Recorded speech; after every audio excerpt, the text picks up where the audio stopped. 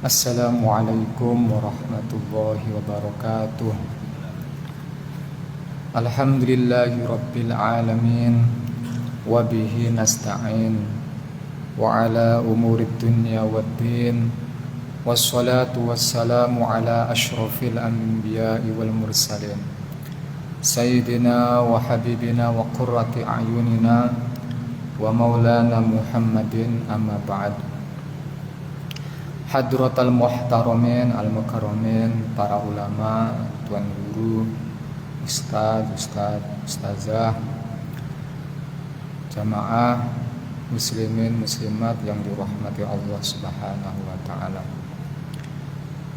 Alhamdulillah, pada malam hari ini insyaallah kita akan mengkaji sirah Nabi Agung Muhammad sallallahu alaihi wasallam dengan mengkaji kitab Fiqh Sirah karya daripada Syekh Asy-Syahid Ramadan Al-Buti. Allahumma inni qad istawda'tuka ma 'allamtanihi faruddu ilayya 'inda hajati ilaik wa la tunsini ya rabbal alamin. Wa umma la sahla illa ma ja'altahu sahla wa anta taj'alul hazna idza syi'ta sahla. Bismillahirrahmanirrahim. Qala al-musannifu rahimahullah wa nafa'ana bihi wa bi'ulumi fid dharain amin amin ya rabbal alamin. Wa qad qassallahu khabarahum alaihi sallallahu alaihi wasallam fi qawlihi wa idh sarafna ilayka nafaran minal jinni yastami'una al-Qur'an ila qawlihi wa yujrikum min adabin alim. Tuan-puan yang dikasihi Allah Subhanahu wa ta'ala, ini kita telah sampailah kepada menceritakan, mengkisahkan Rasulullah berhasil keluar daripada Taif, yang mana orang-orang Taif membaling batu, tulang, kayu, kotoran kepada Rasulullah sallallahu alaihi wasallam. Tuan-puan, Rasulullah sallallahu alaihi wasallam, kita ringkas tahunnya. Selepas Rasulullah menjadi nabi, 3 tahun berdakwah sembunyi, sirri, secara sirri. Satu persatu orang, tak dibagi tahu siapapun. Sirri ya. 3 tahun, supaya kita senang nak ingat, karena angkanya ternyata cantik. 3 tahun berdakwah sirri, 7 tahun berdakwah jahri, terang-terangan, tak sembunyi-sembunyi. Istiharkan Islam, istiharkan kenabian, 7 tahun. Selama 7 tahun, tuan-puan, Nabi Muhammad mengalami cercaan, makihamun, hinaan. Sahabatnya ada yang disiksa ramai, ada yang dibunuh, sehinggalah ada yang hijrah kepada Habasyah demi menjaga keimanan selama 7 tahun. Jangankan sahabat, Nabi sendiri pun selepas meninggalnya Abi Thalib, pamanda Rasulullah, Nabi nak terbunuh sehingga Nabi terancam pergi ke Taif. Tak disangka orang Taif bukan menyambut dengan baik, bukan melindungi Rasulullah, bahkan ikut menghina, mencaci, mensakiti, membaling batu, tulang, apa yang dia jumpa di jalan-jalan. Tapi tuan-puan, ini adalah titik balik Rasulullah, pulihnya dakwahnya Rasulullah, tanda-tanda Islam nak berkembang. 7 tahun berdakwah, maknanya 10 tahun kenabian. 3 tahun sirri, 7 tahun jahri, makna 10 tahun kenabian. Inilah titik balik pulihnya dakwanya Rasulullah, berjayanya dakwanya Rasulullah. Tanda pertama yaitu ketika ada malaikat penjaga gunung yang mengatakan kepada Rasulullah, dia diutus untuk menghancurkan orang Taif jika Rasulullah berkehendak. Tapi apa kata Rasulullah? Rasulullah menghendaki tak teringin nak balas dendam, tak teringin nak membalas kekejaman orang Taif. Pun juga Rasulullah tidak meminta kepada Allah. Pada masa itu Allah berkata, ya Muhammad, apa yang kau nak minta pasti dikabulkan. Rasulullah tidak meminta dakwahnya Rasulullah tanpa halangan, tidak. Tapi Rasulullah meminta mereka ini, anak turunnya, zuriatnya, keturunannya diberikan hidayah. Ini Rasulullah bukan saja nak berdoa macam itu. Satu, memang Allah nak bagi umatnya Rasulullah untuk mencontoh Rasulullah, mentauladani Rasulullah. Berdakwah pasti ada cabaran yang kena dilalui. Tuan-puan yang dikasihi Allah, tanda yang kedua, wa idh sorofna ilaika nafarom minal jinni, ketika Allah menghantarkan sekelompok jin yastami'unal Qur'an, yang mendengarkan Al-Quran. Sampailah ayat ujrikum min adzabin alim. Dan nantinya Al-Quran itulah maknanya keimanan jin ini menselamatkan daripada azab yang pedih. Tuan-puan yang dikasihi Allah,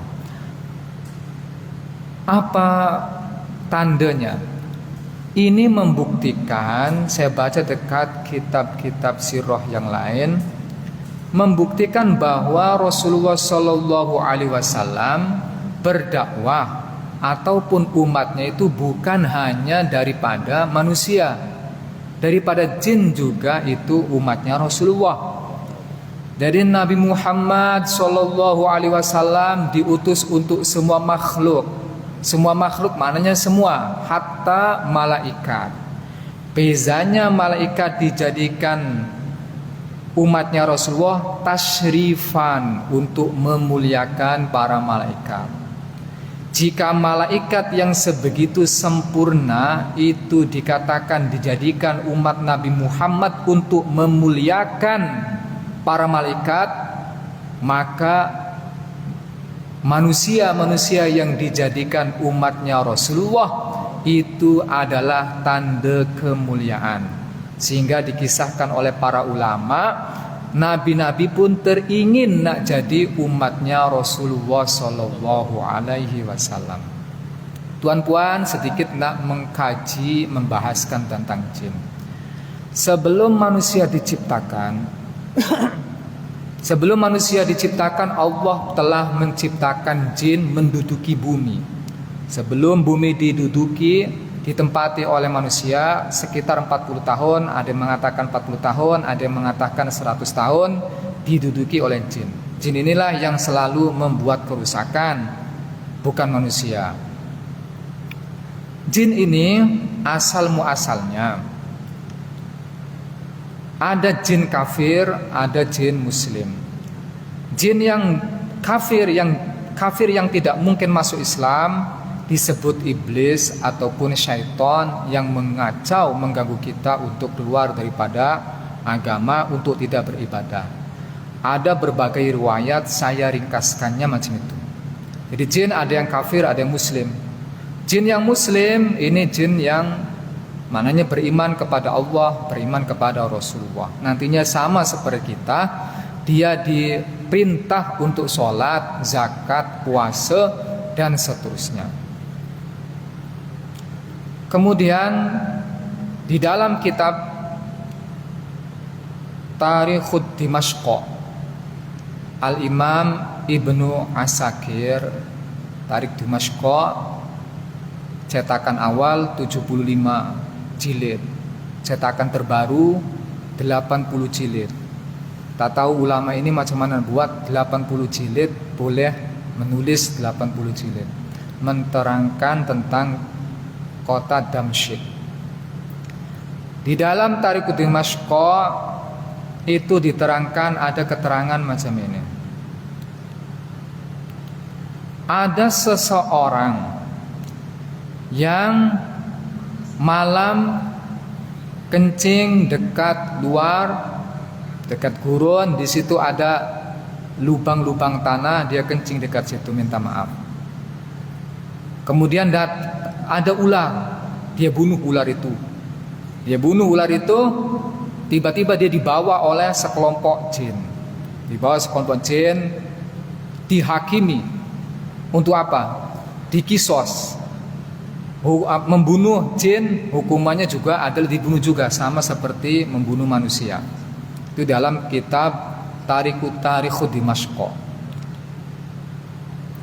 Nah, membuktikan bahwasanya dakwahnya Rasulullah berjaya, dari kalangan jin ada ulama. Ada ulama, ada orang-orang alim, dan itu jin-jin muslim ternyata yang dibunuh, yang menyamar jadi ular. Jadi jin itu boleh merubah diri menjadi ular, menjadi lain-lain macam-macam. Kemudian orang ini dibawa ke hakim di persidangan, di mahkamah. Hakimnya seorang jin yang alim. Ditanya, ini kena dibunuh. Kenapa? Karena dia membunuh kalangan kita, manusia ini membunuh kaum kita jin. Oh, dia masa dibunuh, dia tengah buat apa? Dia tengah merubah diri menjadi ular. Kalau macam itu, maka tidak boleh dibunuh. Jadi tuan-puan, nanti kalau baca dalam kitab-kitab, ada banyak kisah tentang menerangkan tentang interaksi antara jin dan manusia.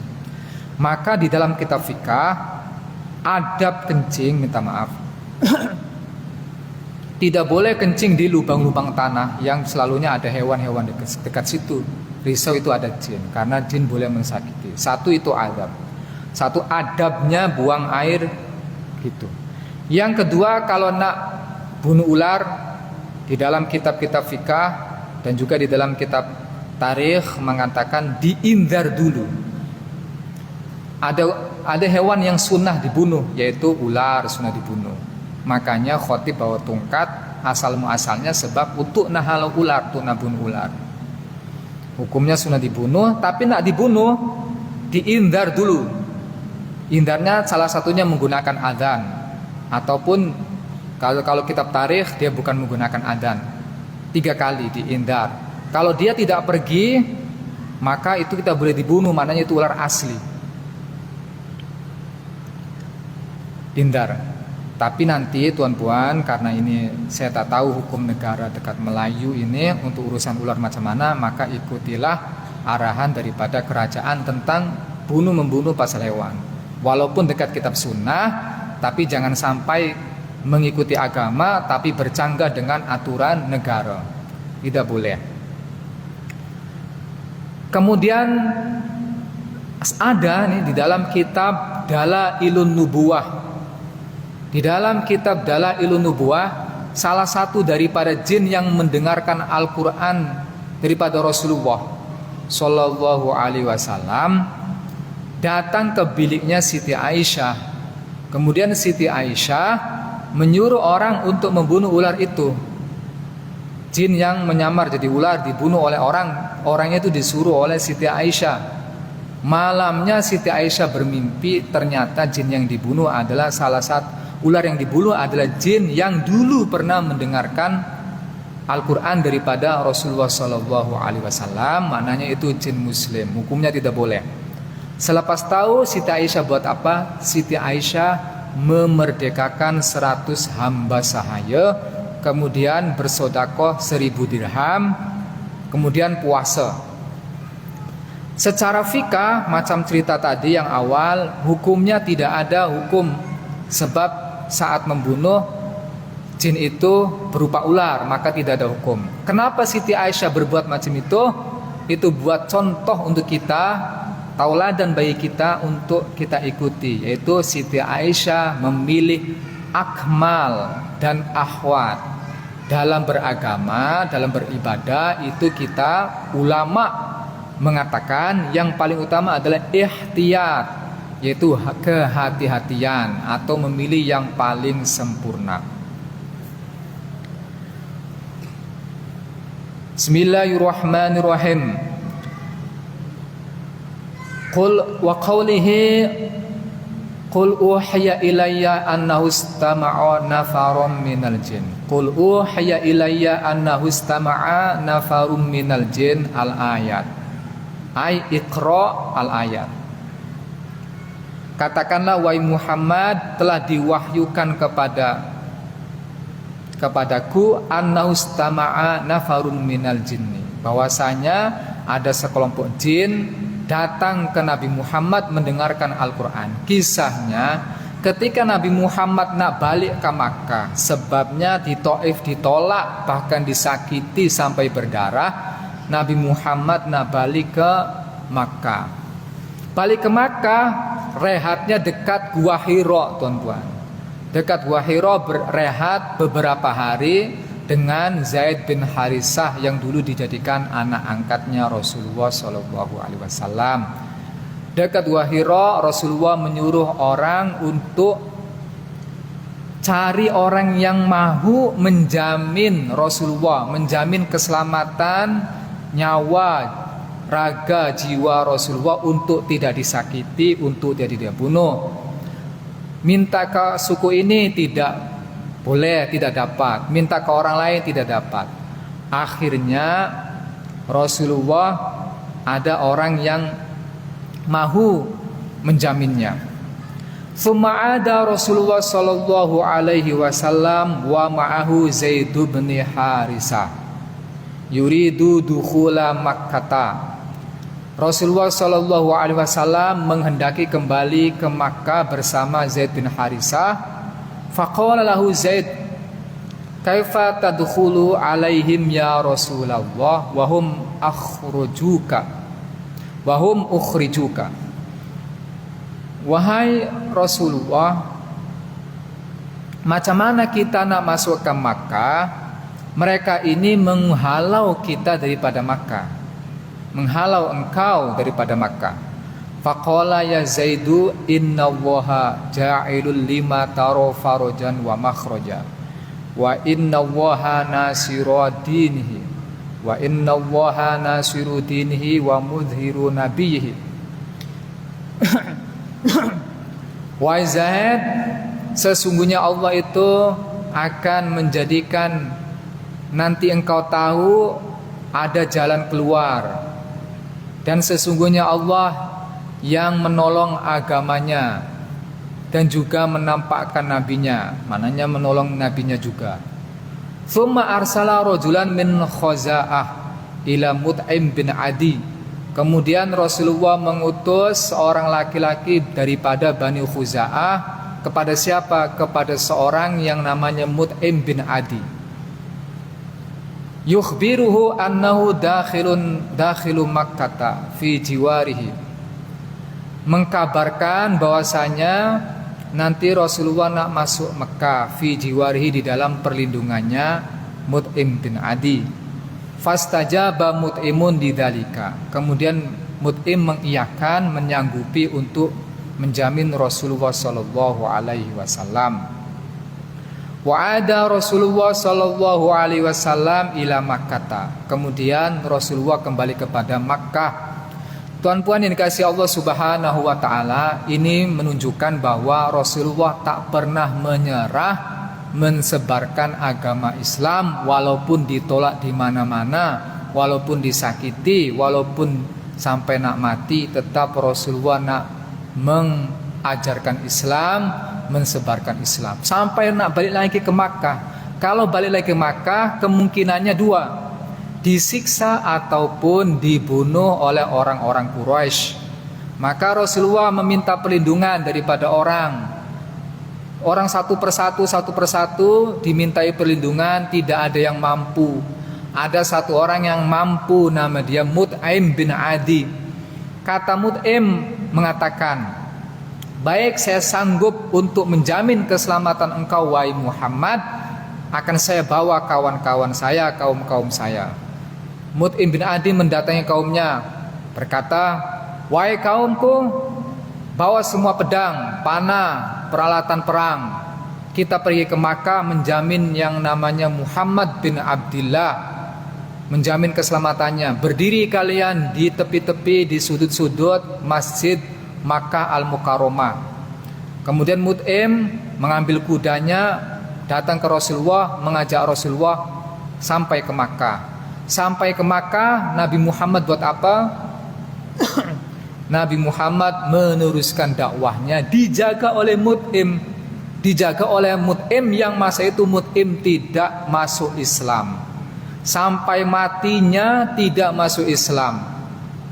Yang masuk Islam anaknya. Itu barokah daripada menjaga Rasulullah SAW. Ingat tuan-puan, ini terjadi di tahun 10 kenabian.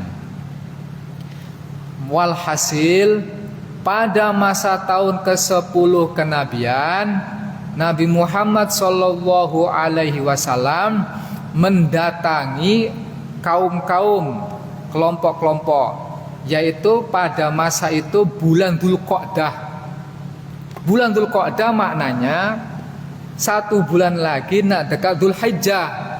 Dzulhijjah itu orang-orang akan datang untuk beribadah haji. Ini kesempatan untuk Rasulullah untuk mendakwahkan Islam kepada orang-orang yang datang berhaji. Siapa yang menjamin? Mut'im bin Adi. Sehingga Mut'im bin Adi ini dipuji oleh Rasulullah SAW.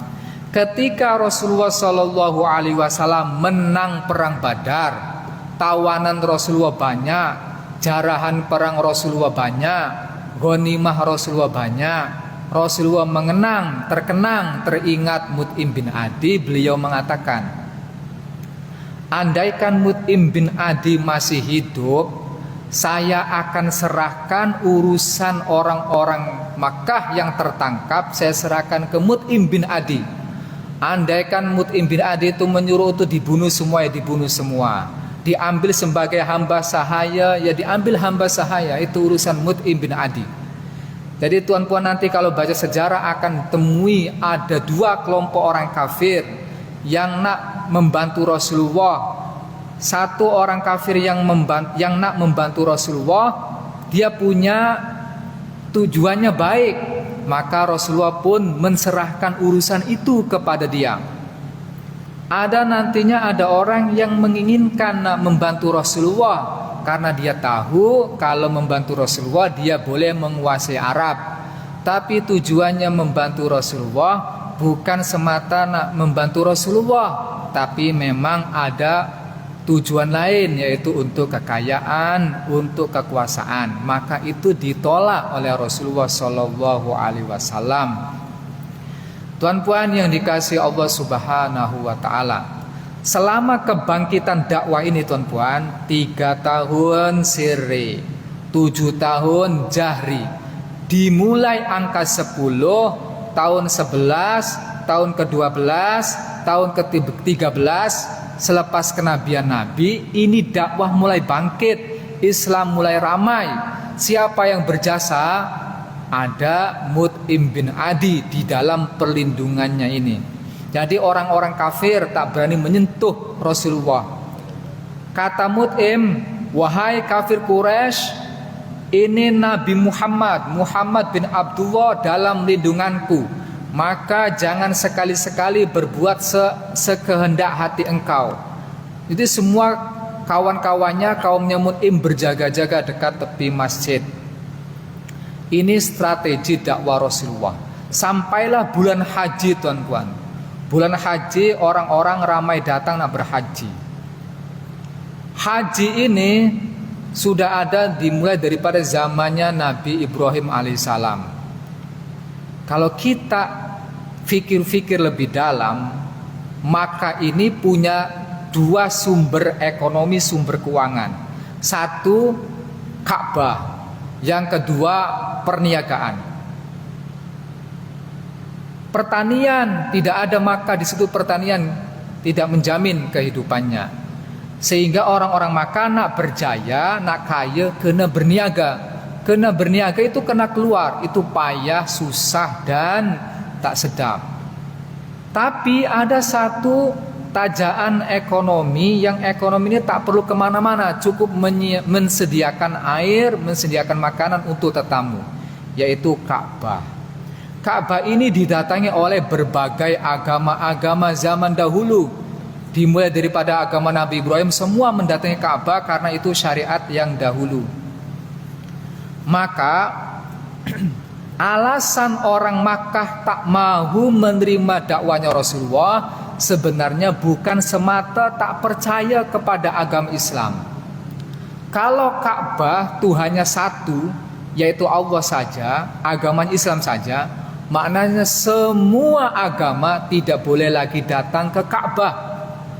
Jika orang-orang tidak datang ke Ka'bah, yang datang hanya orang Islam, pada masa itu orang Islam sedikit, maka ekonomi daripada Makkah, orang-orang Quraisy akan tidak ada, akan menurun. Kalau sekarang iya, orang Islam semua datang ke Ka'bah. Orang Makkah tanpa kerja pun boleh dapat banyak uang daripada Ka'bah. Dulu tidak boleh. Satu, kalau agama Islam diterima di Makkah, Ka'bah itu jadi milik Islam semata, Allah Tuhan satu, maka tidak boleh ada berhala-berhala yang diletakkan dekat situ. Kenapa kebijakan kerajaan Makkah membolehkan orang tetamu lain-lain daripada luar kota, luar daerah, luar bangsa meletakkan Tuhannya? Karena mereka nak Ka'bah itu milik semua orang supaya ekonominya banyak. Pada musim haji Rasulullah Shallallahu Alaihi Wasallam tak menyerah berdakwah. Ini kebangkitan dakwanya Rasulullah. Datang ke kaum yang datang. Mereka semua menolak, tuan-tuan. Mereka semua menolak. Kaum itu didatangi, Bani itu didatangi, menolak Rasulullah dengan cara yang kasar, dengan cara yang tak elok, dengan ungkapan yang pahit didengar oleh telinga. Masya Allah. Datang kemana-mana kaum menolak. Ini pasal apa? Sebab sudah pun diberi tebaran racun kebencian kepada Nabi Muhammad oleh Abu Jahal, oleh Abu Lahab. Jadi sudah ada virus-virus yang disebarkan Abu Jahal dan Abu Lahab. Jangan mendengarkan ucapannya Muhammad. Katanya jangan dekat-dekat, jangan dengar ucapannya Muhammad, karena Muhammad ucapannya punya sihir. Siapa yang mendengar ucapannya Muhammad, maka dia akan terpukau, tersihir, sehingga dia rela berpisah dengan anak rela sedia, ridho ikhlas berpisah dengan orang tua, bermusuhan dengan orang tua, kawan berlawan. Itu sihirnya Muhammad. Maka mereka tak suka dengan Nabi Muhammad Shallallahu Alaihi Wasallam. Ketika dakwanya Rasulullah Shallallahu Alaihi Wasallam kepada kelompok ini tidak terima, ada satu kelompok yang dikisahkan di kitab Sirah Ibnu Hisham. Di sini dikatakan, ini kaum anahu ata Bani Amir bin So'so'ah fada'ahum ila Allahi azza wa jalla wa aradu alaihim nafsah faqala rajulun minhum yuqalahu Buhaira ibnu Faras. Qala Ibnu Hisham Farasun ibnu Abdullah bin Salamah. Kata Faras, wallahi law anni akhadtu hadzal fata min Quraisyin la akaltu bihil arab. Thumma qala lahu ara'aita in nahnu taba'naka ala amrika thumma azharakallahu ala min khalafaka ayakunu lanal amru min ba'dika. Kata Rasulullah, al amru ila Allah yad'uhu haitsu yasha. Tuan-puan, kisahnya macam ini. Rasulullah datang ke Bani Amir bin So'so'ah. Itu tetamu hajinya penduduk Makkah. Dia menolak kedatangan Rasulullah, menolak untuk ikut agama. Tapi ada satu kaum, satu orang namanya Buhairo. Kalau Buhairo itu pendeta Yahudi yang boleh mengetahui Rasulullah dan menginginkan membantu Rasulullah. Cuman belum sempat beriman sebab dia sudah meninggal sebelum Nabi Muhammad diangkat menjadi nabi. Ini orang lain, ini Buhairah bin Faros. Buhairah bin Faros ini orang pandai. Dia tahu, makanya dia kata, "Ya Muhammad, wallahi jika saya boleh mengambil ini, pemuda ini Nabi Muhammad, boleh mengikuti Nabi Muhammad, berbai'ah, berjanji setia kepada Nabi Muhammad, maka saya boleh menguasai orang Arab. Wahai Muhammad, kalau nanti saya ikut engkau, kemudian kita menguasai orang Arab, apakah kekuasaannya nanti diserahkan kepada saya atau macam mana?" Jadi dia rela mau mengikuti Nabi dengan syarat kekuasaannya macam mana. Kemudian Nabi Muhammad mengatakan, "Al-amru ilallah, urusannya saya serahkan kepada Allah." Maka dia tidak terima. Kalau macam itu, saya tidak mau beriman, saya tidak mau ikut. Kemudian karena semua kelompok ini tidak mau, ada satu kelompok menyambut baik dakwanya Rasulullah, tapi dia belum memutuskan untuk beriman. Pada satu masa Rasulullah SAW tukar dari kelompok menjadi satu persatu orang. Rasulullah SAW datang kepada Suwaid bin Somit. Suwaid bin Somit itu saudara Bani Amir. Dia tengah berhaji ataupun berumroh. Fatasoddalahu Rasulullah sallallahu alaihi wasallam hina sami'a bihi fada'a ilallahi wa ilal Islam. Faqala lahu Suwaid fala'alladzi ma'aka misulladzi ma'i. Tuan-puan, karena ini kitab kalau dibaca panjang, saya baca sebagai tabarukan, baginya saya terjemahkan semampu saya. Di dalam Sirah Ibnu Hisam mengatakan, datang kepada Suwaid karena tahu ternyata Suwaid ini masuk ke kota Makkah untuk berhaji. Kata Rasulullah, "Wahai Suwaid, saya ini menjadi nabi dan saya akan mengajarkan Islam, mengajarkan ke semua orang termasuk kepada awak. Wa malladzi ma'aka?" Qala majalatul Luqman. Kata Nabi Muhammad, "Apa yang kau bawa?" Ini adalah kalam-kalamnya Luqman bin Hakim. Luqman al-Hakim, bukan Luqman yang pensair. Ini Luqman yang disebutkan di dalam Al-Quran. Jadi Suwaid ini orang yang mengikuti kalam-kalamnya Luqman al-Hakim yang ada di dalam Al-Quran. Jadi beliau pendoman hidupnya itu. Kata Rasulullah, kalam-kalamnya Luqman al-Hakim itu adalah kalam-kalam yang baik. Tapi kalam-kalam saya yang daripada Allah Subhanahu wa ta'ala adalah kalam yang lebih utama daripada kalamnya Luqman. Kalau kata Suwaid, bacakan. Ringkasnya macam itu tuan-tuan. Saya ringkaskan, bacakan. Rasulullah membaca Al-Quran, sehingga Suwaid ini mempercayai Al-Quran, beriman kepada Rasulullah karena memang kalamnya lebih indah daripada Luqman al-Hakim. Singkat, Luqman beriman. Siapa? Suwaid bin Somit beriman. Selepas iman pulang ke tempat dia. Ke tempatnya ini Luqman mengajarkan orang-orang, mengajarkan apa yang dia dapat daripada Rasulullah Shallallahu Alaihi Wasallam. Tuan-puan, kalau kita runtut nanti, kalau kita baca sejarah, kenapa ada Bai'ah Aqobah Al-Ula, Bai'ah Aqobah Asani?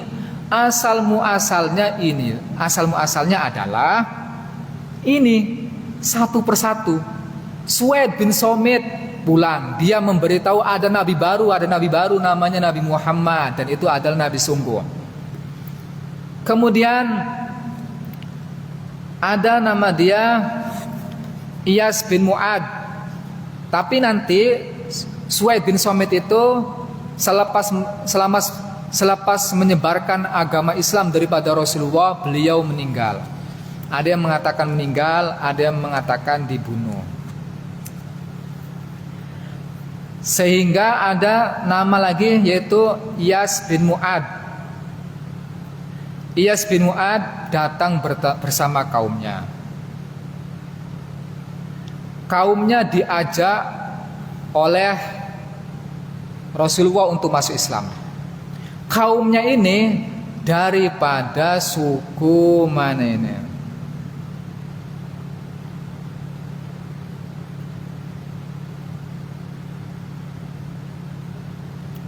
Bismillahirrahmanirrahim. Lama qadama Abul Haisar Anas bin Rafi maka tawa mau fityatun min bani Abdul Ashhal fihim Iyas ibn Mu'ad yaltamisun al-hilfa min Quraisyin ala qaumihim min al-Khazraj sami'a bihim Rasulullah. Kaumnya Iyas ini daripada suku Khazraj. Tuan-puan, Khazraj ini suku terbesar di kota Madinah, dulu Yasrib. Yasrib itu punya dua suku besar, yaitu Aus dan Khazraj. Aus dan Khazraj ini tak pernah damai, selalu berperang.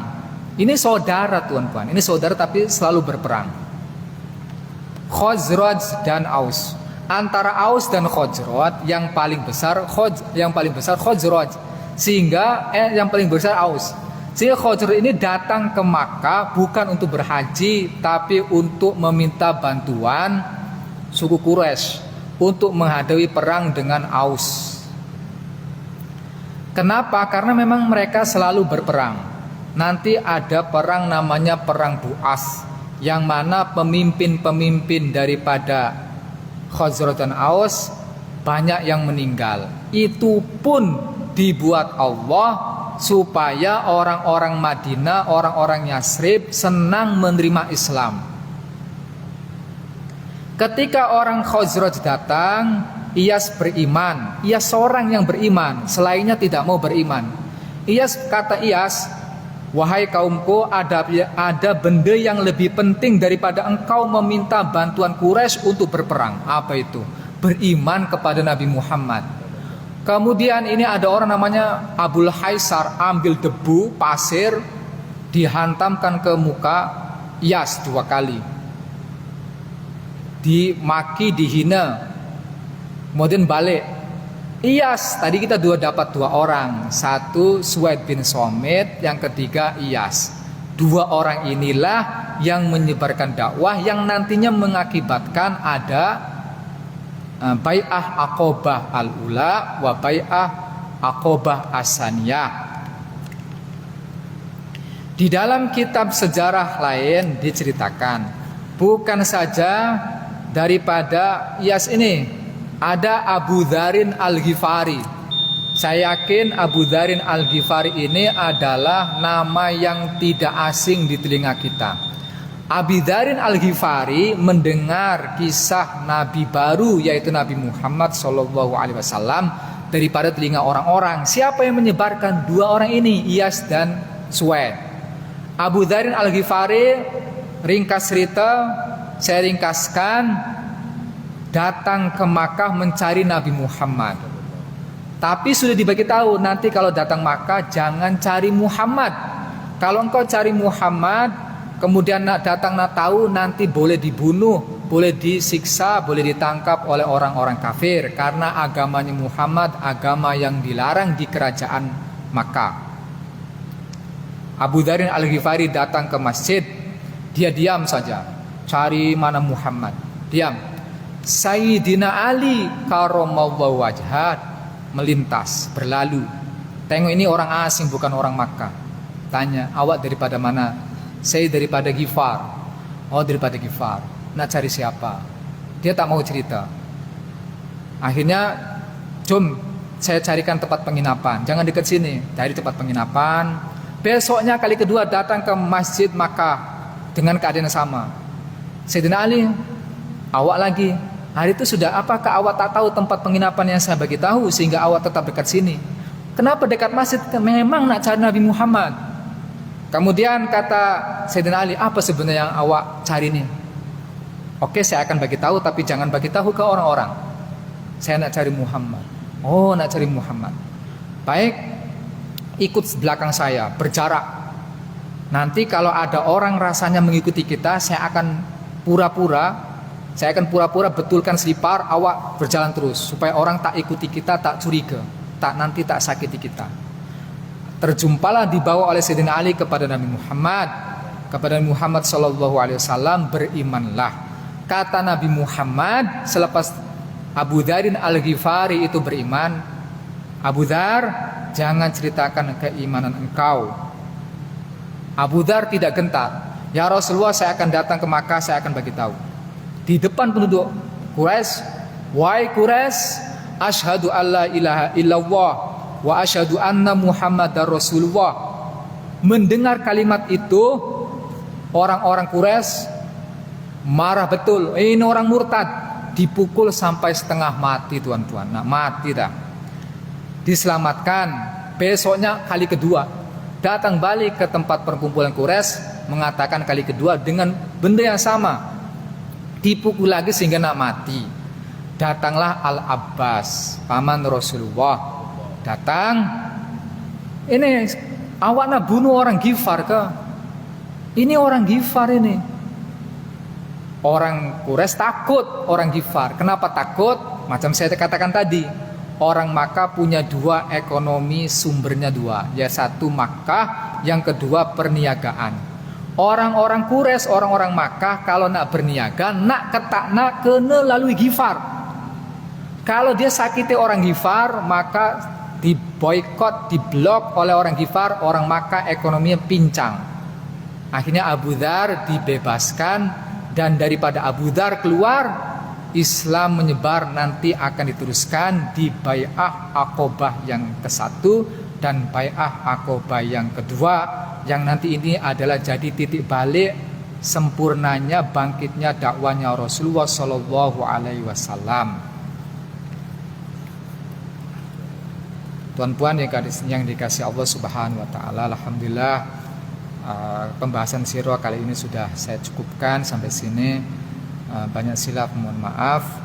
Akhirul qauli ihdinas siratal mustaqim. Assalamualaikum warahmatullahi wabarakatuh.